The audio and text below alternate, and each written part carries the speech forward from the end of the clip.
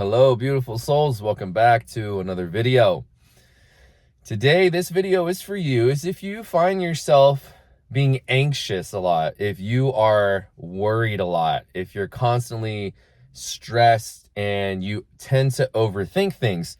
And we're going to talk about the relationship between stress, anxiety, and how it relates to your ability to operate in faith. So let's first talk about what anxiety is and define that. To me, anxiety is a state of worry. It's a state of thinking. You're anxious. Your central nervous system is ramped up. You're keyed up because you're like, oh God, is that going to work out? Is it going to look like this? Is it going to feel like this? What's going to go on? Is this going to be okay? What if I do this? It's constantly overthinking, questioning yourself, essentially worrying about what if, and not worrying about what if in the best case scenario, worrying about what if in the worst case scenario. So we get in this state of anxiety of our central nervous system being overworked in that fight or flight response because we're essentially in a state of fear. So if you think about it, when you're anxious, when you're worried, are you in a state of calm, peace, centered confidence, knowing that everything is going to work out? Or are you in a state of, oh my God, what if this doesn't work out? What am I going to do? Well, what if this deal drops through and then I can't pay my bills? Or, oh my gosh, is he going to like me? Is she going to like me? Or what if I say this? And you're constantly questioning yourself. You're in a state of insecurity. You're in a state of fear. What if it doesn't work out? So why is this important to understand and define? How can we remedy the situation? How does it relate to faith? In this state of anxiety, understand physiologically, you are in a state of fight or flight. You are in a state of adrenaline, the same prehistoric state of being that our ancestors were in when they see a mountain lion running straight at them, or they see, someone about to get eaten by a wildebeest or whatever it was, a saber, all the way back to ancient times, saber-tooth tigers, whatever it is, right? That is the same state that we get in physiologically when, say, oh my gosh, I have this huge business deal. Is this going to go through? Are they going to accept my offer? Whoa. So there's nothing wrong with being in a fight or flight state. It's a natural response. It only becomes detrimental to us when we get stuck in that fight or flight response and we can't come back down into the rest and digest state, which is also called your parasympathetic state for your nervous system. So sympathetic, fight or flight; parasympathetic, rest and digest. This is important again because if you find yourself in an anxious state consistently all day, maybe you have trouble sleeping, maybe you forget to eat, or you're not hungry, you don't have a hunger response. What's happening is stress is accumulating in your body. It's accumulating in your mind. It's accumulating in your emotional system, in your spiritual system, everything. And since you can't rest and digest, you can't heal and relax. So over time, your adrenal glands get burnt out. You get just absolutely burnt out, and you go in these states of peaks and valleys where you're really like, oh, I got all this energy, I don't know what to do, what do I do? But it's not a controlled, focused energy and directed. It's an overstimulated, unhealthy state. And then you go in these huge crashes where maybe for days or weeks or months or years you're exhausted. Or maybe you learn how to make that your new normal state, and you begin to develop all these health problems because you have problems coming out of that level of anxiety. You can't get out of fight or flight and into rest and digest, your parasympathetic state. So how does this relate to faith? And again, how do we remedy this? So first, by you watching this video, this is helping because you're educating yourself on what it means to be anxious.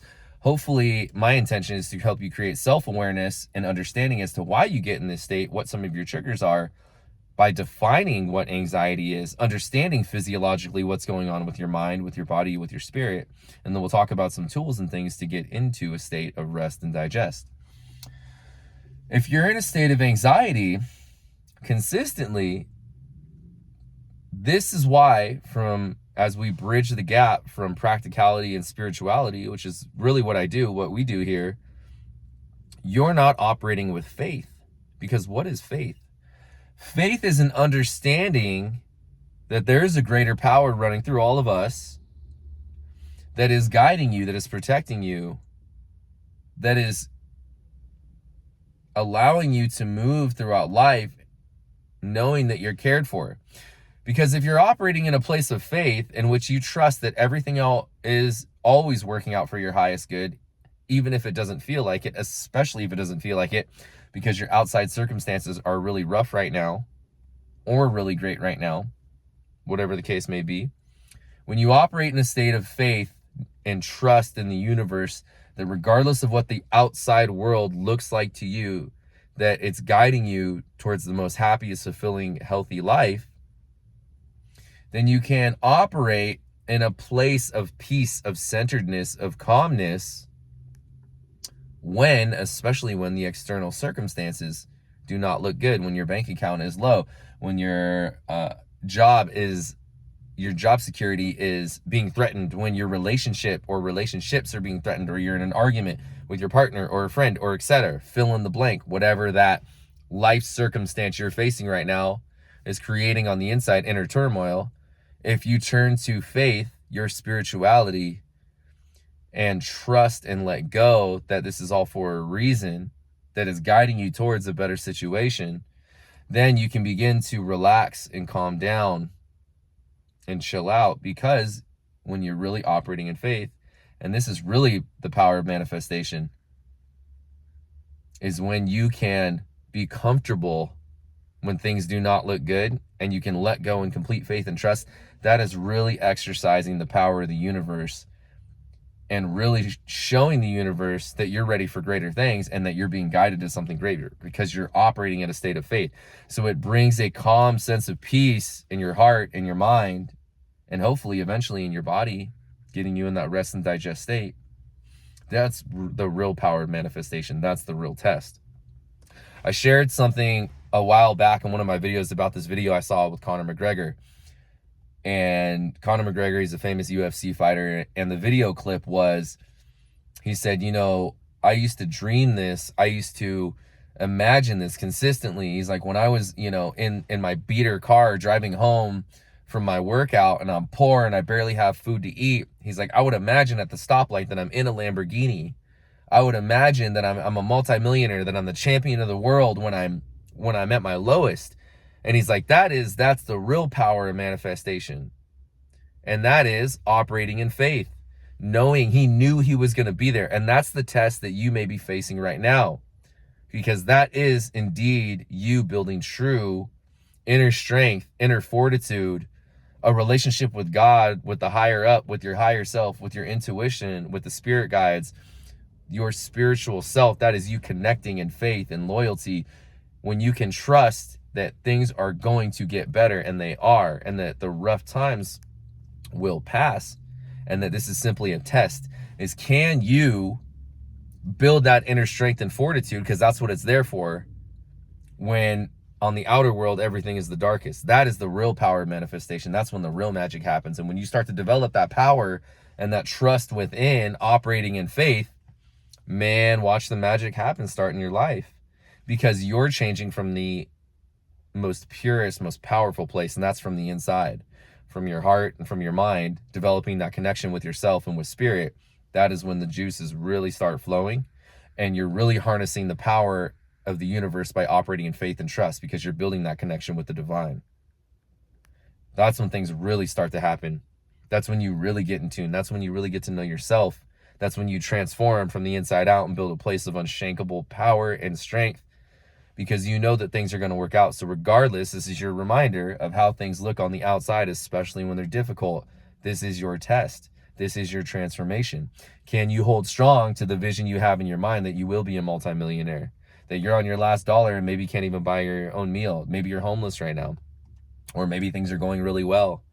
Can you hold strong to, again, regardless how good or bad things look on the outside, that you know where you're heading and what you want, and that regardless of what's happening on the outside, you know you're going to get there, because there is indeed a greater force that's guiding us to that vision that you want, that's in your heart. It will happen.